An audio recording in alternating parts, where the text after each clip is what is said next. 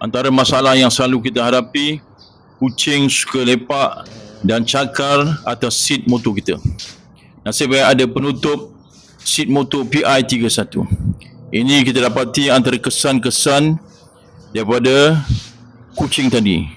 Hari ini saya nak memperkenalkan satu produk yang boleh melindungi tempat duduk motor kita daripada dicakar kucing. Saya memperkenalkan penutup seat motor PI31. Jadi cara penggunaan penutup seat motor ini sangat mudah saja, hanya kita perlu letakkan di atas motosikal kita macam ni.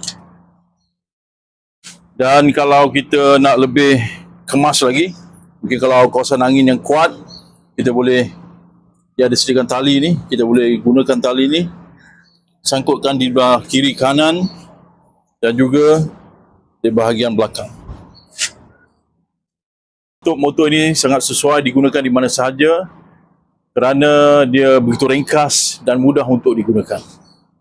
Kelebihan lain penutup motor ni, dia dibuat daripada canvas yang tebal, menggunakan 3 lapisan canvas.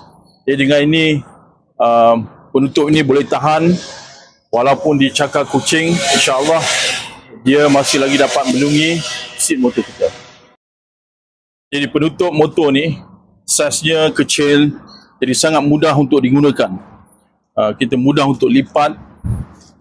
Bila kita dah lipat dengan saiz yang kecil ni, jadi kita mudah untuk bawa ke mana saja. Jadi kita boleh gunakan penutup motor ini bukan sahaja di rumah untuk lindungi daripada kucing. Kita boleh gunakan penutup ini di mana saja untuk lindungi seat motor kita daripada panas, hujan, daripada daun-daun kayu, najis binatang dan sebagainya.